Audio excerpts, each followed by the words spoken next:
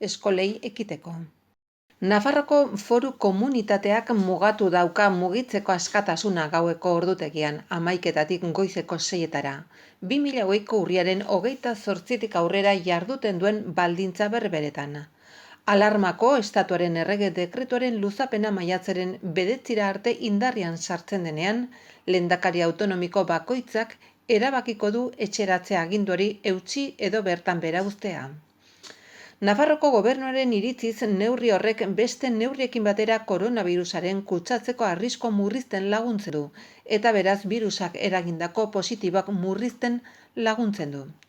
Nafarroko gobernuak oso positibo zaio du neurri hori eta gainerako neurrien betetze maila Nafarroko herritar gehienen aldetik.